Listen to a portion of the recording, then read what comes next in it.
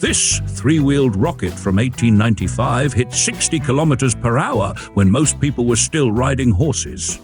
Oh, and it earned the nickname Mother-in-Law Killer. I'm not joking. Ladies and gentlemen, my friend Timmy, today we're going so far back in time, even Bob's hairline starts growing again. Talking 1895, when people thought driving at 30 kilometers per hour would rip your soul out of your ears. Buckle up, preferably with a leather strap and sheer hope, because this is the story of the Léon Bollée Voiturette, the tricycle that launched 1,000 gasps and at least one French lawsuit from a mother-in-law. Huge thanks to our sponsors, without whom this channel would be as empty as my neighbor Bob's brain after he watches 3 hours of alien documentaries and starts prepping his fallout shelter with expired sardines. You keep the lights on, and you keep Timmy out of jail, for now. Let's set the stage. It's 1895 in Le Mans, France. Yes, that Le Mans. But way before the 24-hour race, back when roads were muddy death traps and automobiles sounded like sorcery. A young inventor named Léon Bollée, son of steam car pioneer Amédée Bollee, decided steam was old news and gasoline was the future. So what did he build? A sleek, high-tech three-wheeled machine with an engine, a frame made of steel tubes, and a design so bold it looked like something between a rocket and a chairlift accident. And the best part? You sat in front of the driver, out in the open, like a test subject for wind resistance. Some said it was thrilling. Others called it a two-bell mare, mother-in-law killer. I'm not saying Leon had issues with his wife's mom, but putting her in a splash zone with no suspension feels a bit personal. Let's dive under the hood, or what passed for a hood in 1895. This beast was powered by a single-cylinder horizontal engine with about 640 to 650 cubic centimeters, churning out a thundering 3 horsepower at 750 revolutions per minute. You laugh, but back then, that was like unleashing Zeus on wheels. Air-cooled, of course. Water cooling was for wimps, and no magneto-ignition, just a glowing platinum hot tube system. Because nothing screams safe like a red-hot pipe next to a sloshing fuel tank. The transmission was a handcrafted masterpiece of chaos, a belt drive to the single rear wheel with 3 forward speeds, all operated via one heroic lever that also controlled the clutch and brakes. Imagine juggling flaming swords while steering a bouncy house on one wheel. That's how driving this thing felt.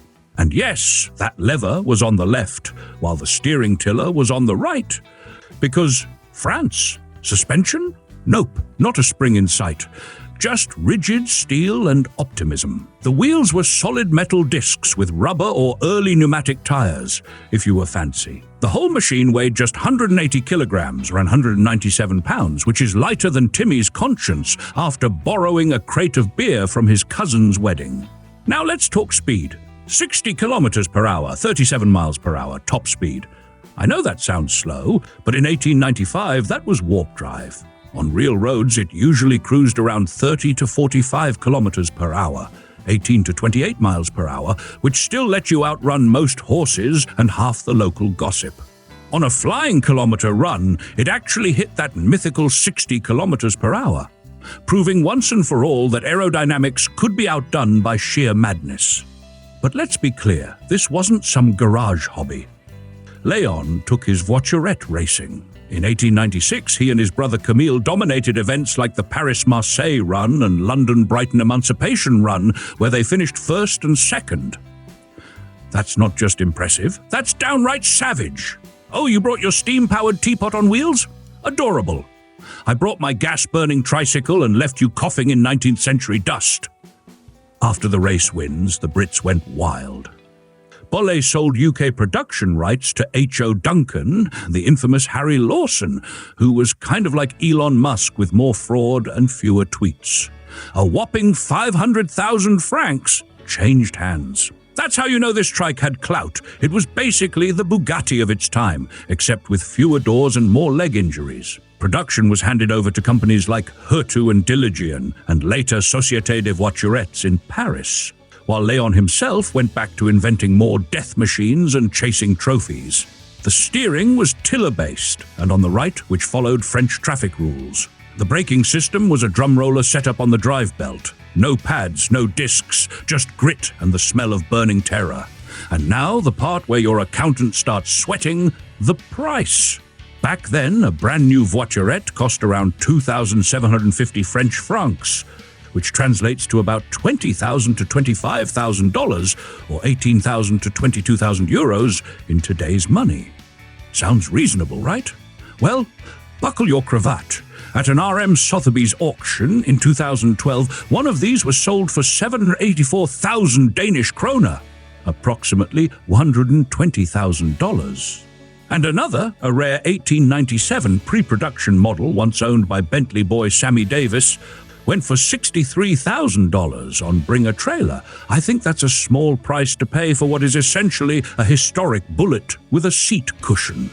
This wasn't just a trike, it was a revolution on 3 wheels. It beat steam wagons, gasoline rivals, and probably more than one person's expectations. Léon Bollée didn't just build a vehicle, he built a time machine into the future of mobility, and made sure to keep the mother-in-law up front where you could see her. Final thoughts? I believe the Léon Bollée Voiturette deserves a standing ovation for being the world's first race-ready death chair. It was smart, fast, and absolutely insane. And that's exactly how we like our vintage cars here at Cool Ideas. So, if you enjoyed this story of guts, gears, and French genius, subscribe to our channel, smash that like button like it's the brake lever of a 3-horsepower death rocket, and remember, if Timmy offers you a ride in his custom trike, run far, and hide. Until next time, keep your wheels turning and your passengers behind you where they belong.